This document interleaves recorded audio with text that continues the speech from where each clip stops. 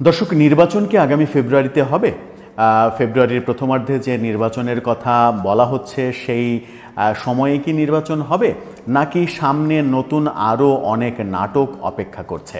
এমনই কিছু প্রশ্ন সামনে এনেছে বিবিসি বাংলা। বিবিসি বাংলা দুটো গুরুত্বপূর্ণ প্রশ্ন সামনে এনেছে। সেটা হচ্ছে নির্বাচন আদৌ ফেব্রুয়ারিতে হবে কি না, বাস্তবতা আসলে কি।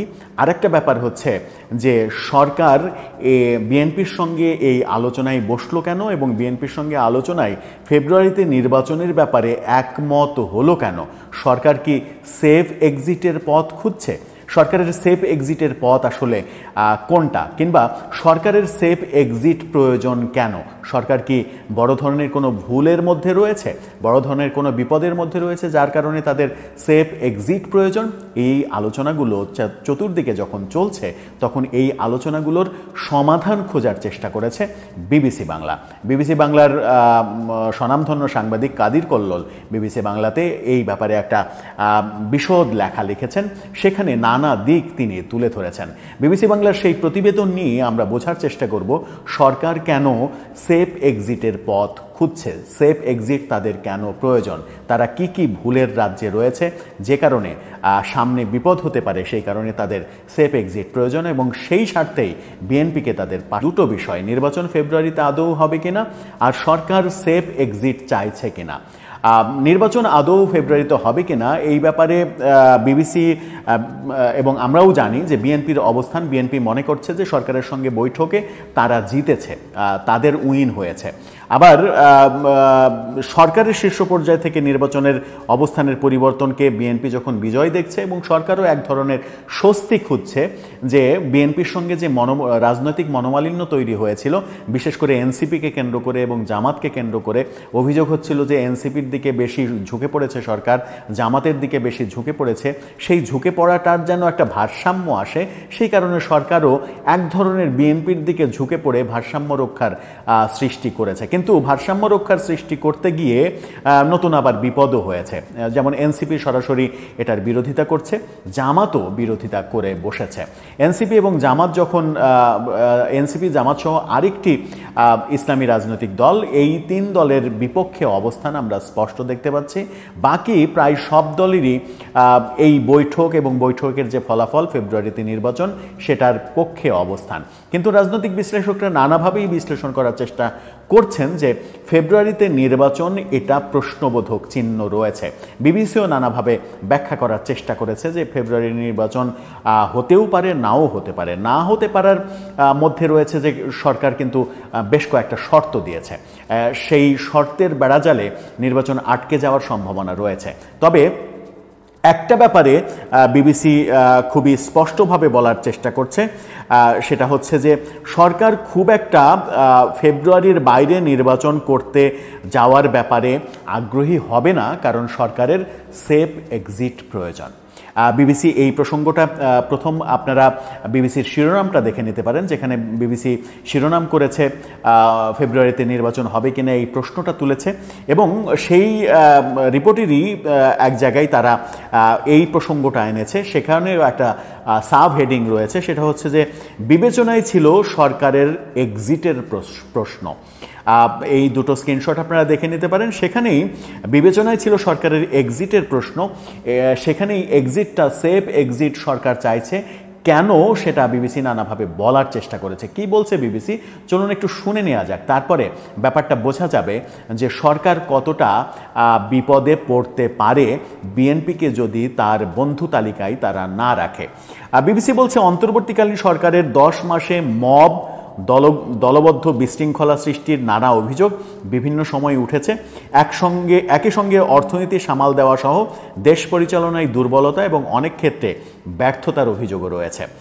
চট্টগ্রাম বন্দরে বিদেশি কোম্পানিকে দেওয়ার চিন্তা, মায়ানমারের আরাকান রাজ্যের জন্য মানবিক করিডোরের প্রশ্ন সহ বিভিন্ন ইস্যুতে বিতর্কের মুখে পড়েছে অন্তর্বর্তীকালীন সরকার। এমন পরিস্থিতিতে রাজনৈতিক দলগুলোর বিভক্তি সরকারকে অস্থিরতায় ফেলেছিল বলেই বিশ্লেষকরা মনে করেন। জুলাই গণঅভ্যুত্থানে আওয়ামী লীগের শাসনের পতনের পর অন্তর্বর্তীকালীন সরকার গঠিত হয়। এই সরকারের প্রধান উপদেষ্টা হিসেবে প্রফেসর ইউনূস শপথ নেন, সেটা সবাই জানেন। রাজনীতিকরা বলছেন যে আগের নিয়মে শপথ নিয়ে এই সরকার গঠিত হলেও তাদের বৈধতা দেয়ার প্রশ্ন রয়েছে।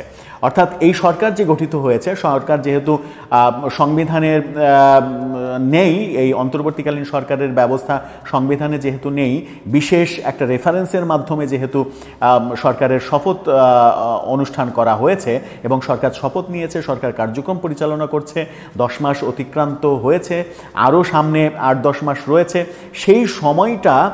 সেই সময়টার শাসনকালের বৈধতা অবশ্যই প্রয়োজন হবে এবং সেটা পরবর্তী সংসদে বৈধতা দিতে হবে। পরবর্তী সংসদে বৈধতা দিতে হলে পরবর্তী সরকার গঠন করবে যারা, তাদের উপরে নির্ভর করতে হবে। যদি ধরেই নেওয়া যায় যে বিএনপি এখন বড় দল, আওয়ামী লীগকে যেহেতু নির্বাচনী কার্যক্রম থেকে দূরে রাখা হয়েছে, বিএনপির উপরেই ভর করতে হবে সরকারকে, কারণ বিএনপিকেই বৈধতাটা দিতে হবে পরবর্তী সংসদে। বিএনপি যদি সরকারের বৈধতা না দেয়, তাহলে সরকারের যারা উপদেষ্টা পরিষদে রয়েছেন কিংবা এই সরকার পরিচালনায় নানাভাবে নানা সেক্টরে যারা জড়িত হয়েছেন, তাদের জন্য মহা বিপদ তৈরি হবে এবং সেই কারণেই তাদের সেফ এক্সিট প্রয়োজন। এখানেই বলা হচ্ছে যে কিন্তু সরকার যদি রাজনৈতিক শক্তিসহ বিভিন্ন অংশীজনের সঙ্গে তিক্ততায় যায় এবং একটা অস্থির পরিবেশের সৃষ্টি হয়, তাহলে সেই সরকারের এক্সিট নিয়েও খারাপ পরিস্থিতি তৈরি হওয়ার আশঙ্কা রয়েছে। অর্থাৎ রাজনৈতিক দলের সঙ্গে তিক্ততায় গেলে, বিশেষ করে বিএনপির সঙ্গে তিক্ততায় গেলে, বিএনপি যদি এই সরকারের বৈধতা পরবর্তী সংসদে না দেয়, তাহলে এই সরকারের সঙ্গে যারা রয়েছেন তারা সবাই বিপদে পড়বেন। একাধিক রাজনৈতিক নেতা বিবিসিকে বলছেন বর্তমান অন্তর্বর্তী সরকার নিয়েও সেই ধরনের আলোচনা তৈরি হচ্ছিল। এই সরকারের এক্সিট বা তাদের বিদায়টা স্বাভাবিকভাবে হবে নাকি খারাপ কোনো পরিস্থিতি হতে পারে, এমন আলোচনা ছিল। বিষয়টি দেরিতে হলেও সরকার অনুধাবন করতে পেরেছে। অর্থাৎ সরকারের যে সেফ এক্সিট প্রয়োজন, সেটা দেরিতে হলেও সরকার অনুধাবন করতে পেরেছে। সেই কারণেই সরকার বিএনপির ব্যাপারে একটা নমনীয় অবস্থান পোষণ করেছে এবং ফেব্রুয়ারিতে নির্বাচনের ব্যাপারে রাজি হয়েছে, বিএনপির প্রস্তাবে রাজি হয়েছে। এরপরে বলা হচ্ছে সেক্ষেত্রে নিরাপদে বেরিয়ে যাওয়া এবং পরে নিরাপত্তার প্রশ্নে বন্দোবস্ত কি হবে এই সরকারের সঙ্গে যারা রয়েছেন, সেটিই বিএনপির সঙ্গে সমঝোতার ক্ষেত্রে সরকারের বিবেচনার বড় বিষয় হতে পারে বলে রাজনৈতিক বিশ্লেষকরা মনে করেন। কারণ নির্বাচন হলে বিএনপি ক্ষমতায় আসবে, রাজনৈতিক অঙ্গনের পাশাপাশি মানুষের মধ্যে এই ধারণাটা এখন রয়েছে। ফলে নির্বাচিত সংসদে সরকারকে বৈধতা দেওয়ার বিষয়টি বিএনপির ওপরেই নির্ভর করছে।